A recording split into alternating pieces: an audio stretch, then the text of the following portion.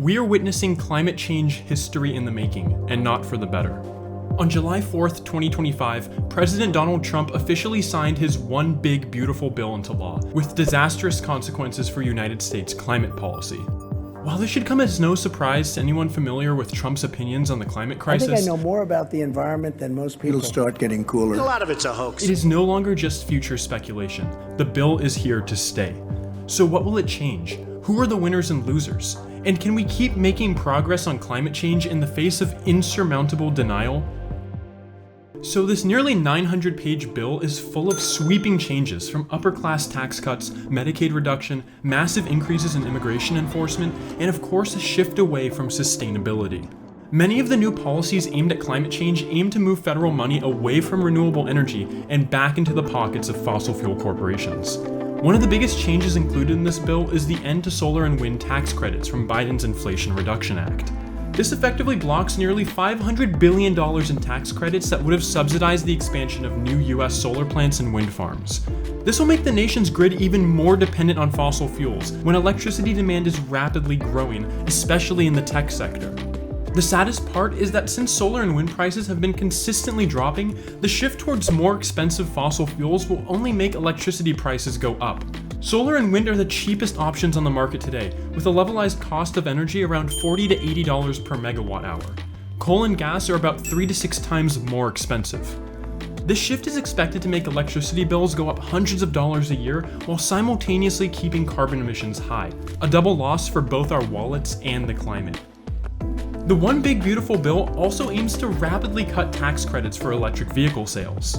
Previously, any new EV sales were eligible for a $7,500 tax credit and $4,000 for used EVs. This has now been cut entirely, promoting drivers to stick with gasoline-powered vehicles by making EVs prohibitively expensive for more buyers. It also removes tax credits for new charging stations, crippling the expansion of critical EV infrastructure and increasing America's dependence on oil.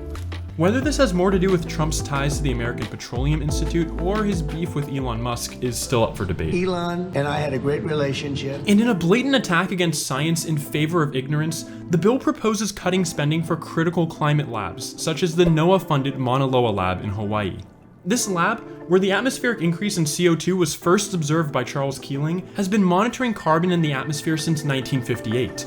This is the world's longest continuous record of CO2 in Earth's atmosphere, and is now in danger of being defunded in an ideological war against climate science. This offers no tangible benefit to the American people. It only serves to decrease understanding of climate change, making it easier to manipulate the public conversation. Global warming is a concern, but global cooling is a real concern. And stall a sustainable transition. Previously protected federal lands are also on this bill's chopping block. While Mike Lee's proposition to sell millions of acres of public land was thankfully removed from the bill, there are still a number of environmental protections getting revoked. The Arctic National Wildlife Refuge, which had large restrictions for new oil and gas drilling under Biden, is now up for sale again. Companies can now lease previously protected land for the sole purpose of more fossil fuel extraction. This, along with the bill's mandatory increases in timber production and removing previous protections on old-growth forests, means more habitat loss and more ecosystem collapse as we continue to put our eggs in the baskets of fossil fuel corporations. And for no apparent reason, the National Park Service is also being defunded to the tune of $267 million. So, in order to make America great again, Donald Trump has decided to neglect national parks and support the exploitation of America's natural beauty in the pursuit of profit. So how much is all this going to set America back on climate goals?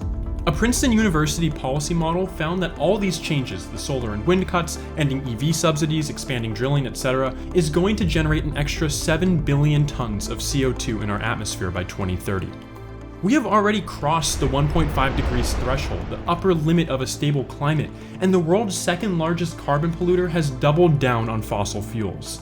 If any of this is surprising, which it shouldn't be, many of the policies in Trump's One Big Beautiful Bill are coming straight from the Heritage Foundation's Project 2025. Despite Trump's early claims that he had nothing to do with the project, the roadmap of dismantling climate action looks eerily similar. Some Project 2025 proposals include eliminating drilling restrictions, cutting renewable subsidies, weakening the Environmental Protection Agency, and cutting funding to NOAA labs. The climate policy for Trump's new bill, along with countless other policies, have been staring us in the face for a year, and now it is law. This bill does not aim to serve the average citizen, but the wealthiest fraction of society, which will see profits increase today as America collectively discounts tomorrow. Every year we delay climate action pushes the planet further from a habitable temperature, threatening the most treasured aspects of nature and the stability of our global society. Nobody wants a future where the corals have all bleached, the sea level has swamped the coast, or extreme weather destroys our neighborhoods. And yet, millions of Americans are in full support of a bill that increases the risk of all those things. It is time to take a moment to fully reflect on this cognitive dissonance, instead of entertaining ourselves with feel-good distractions or attempting to justify what we know is wrong. Take a step back from the news cycle, the pundits, and the internet, and ask yourself truthfully, is this the future planet we want our children to inherit? It may be too late to stop the one big beautiful bill, but the fight for the future of Earth's climate is far from over. Thanks for sticking around to the end. As always, all the sources are linked down below. If you learned something from this, enjoyed this, or just want to see more climate science on YouTube, make sure to like, comment, and subscribe to support Planet Zero. I'll see you next time.